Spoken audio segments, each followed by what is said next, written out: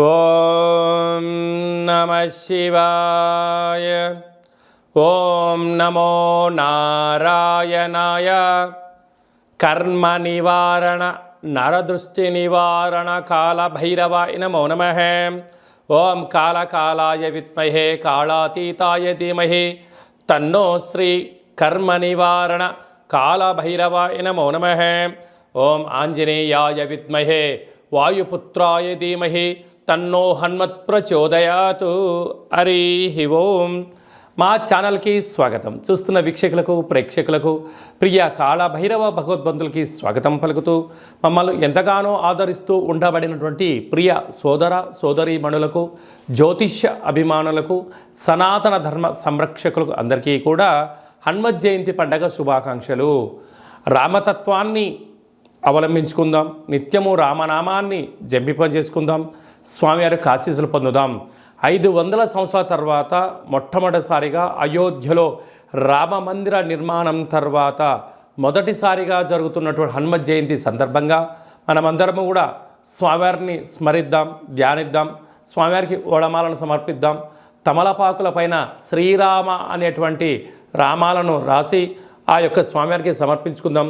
జాతకంలో ఉండబడిన గ్రహదోషాలను తొలగించుకొని అందరినీ నిండు నూరేళ్ల ఆయురారోగ్యాలుగా ప్రసాదించాలని కోరుకుందాం. 16/6/2024 నుండి 30/6/2024 వరకు పుట్టినటువంటి వారందరికీ కూడా ముందస్తుగా జన్మదిన శుభాకాంక్షలు. గతంలో వివాహం చేసుకున్న వారికి వివాహ వార్షికోత్సవ శుభాకాంక్షలు.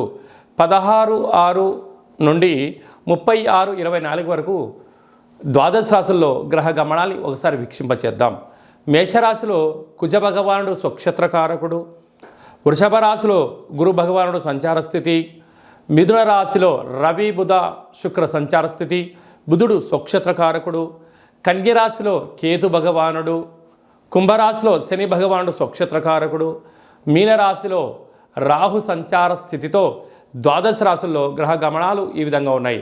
అందరికీ ముఖ్యంగా తెలుసుకోవాల్సిన విషయం ఏమిటంటే కుజ భగవానుడు స్వక్షేత్రంలో, బుధ భగవానుడు స్వక్షేత్రంలో, శని భగవానుడు స్వక్షేత్రంలో ఉండడము, 3 గ్రహాలు స్వక్షేత్రంలో ఉన్నప్పుడు గ్రహయోగం అందరికీ యోగదాయకమని చెప్పి గమనించాలి.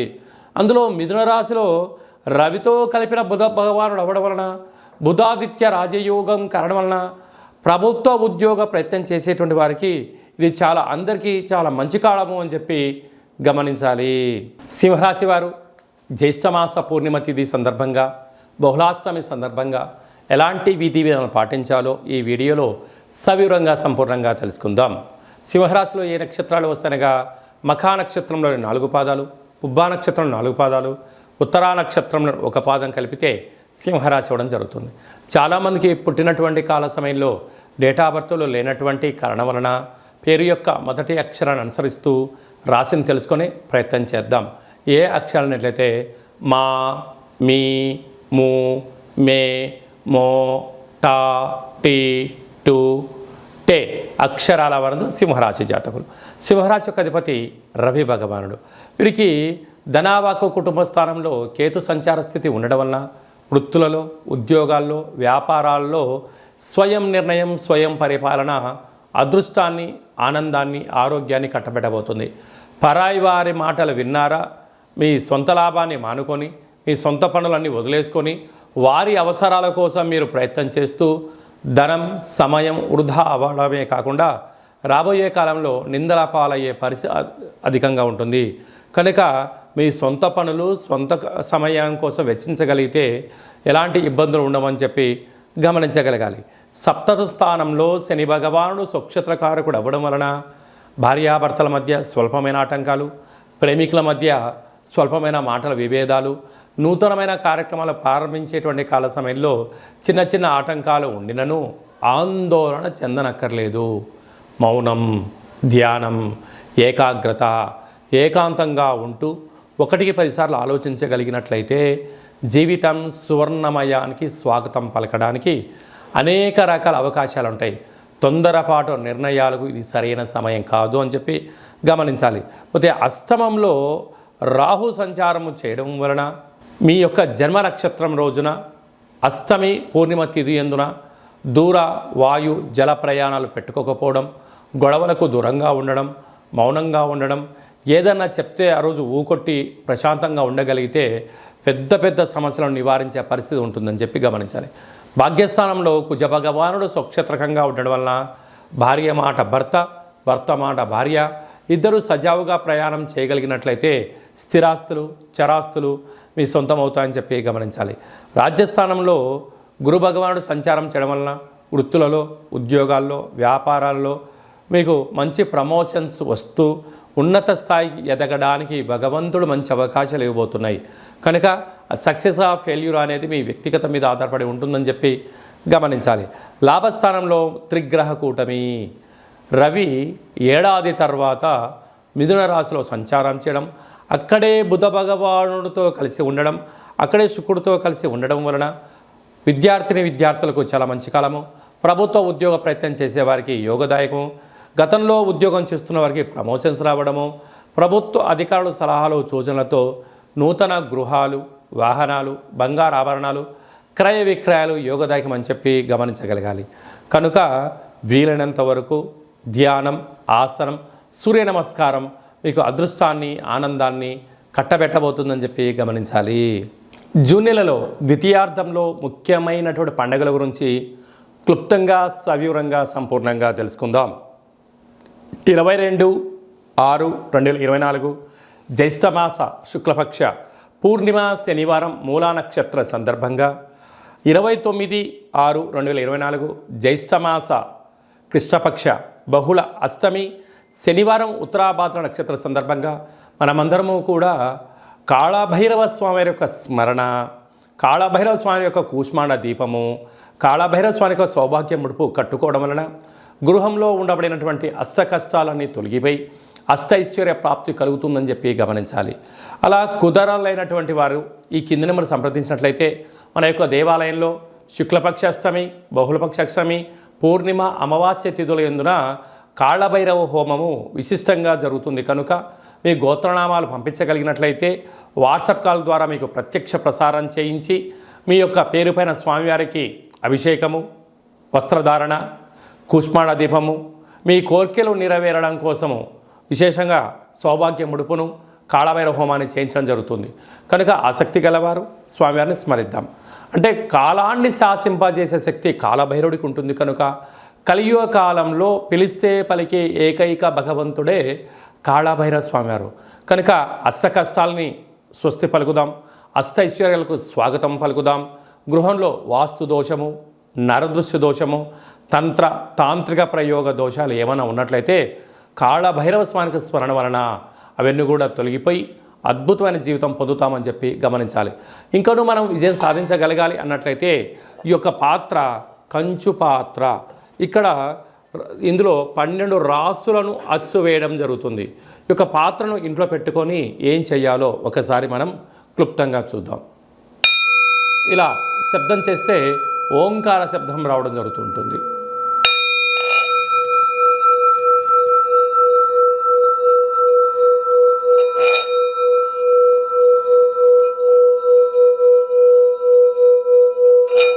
ఇలా ఓంకార శబ్దాన్ని సృష్టించడం వలన గృహంలో ఉండబడినటువంటి జ్యేష్ఠాదేవి బయటికి వెళ్ళిపోయి వీధిలో, గ్రామంలో సంచరించేటువంటి మహాలక్ష్మీదేవి అమ్మవారు మన ఇంట్లో వచ్చి స్థిరంగా కూర్చొని అద్భుతమైన శక్తి కలుగుతుంది.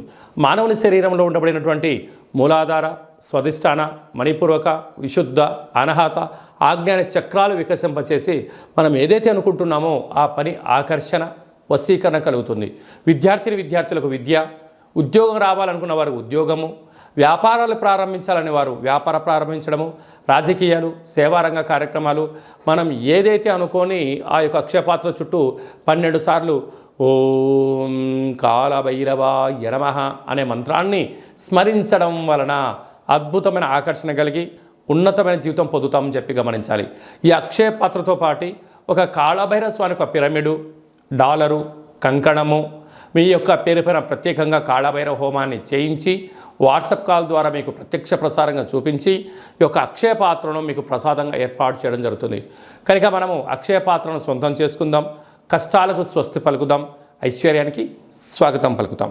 అలాగే మీ వ్యక్తిగత జాతకం తెలుసుకోవాలనుకుంటున్నారా?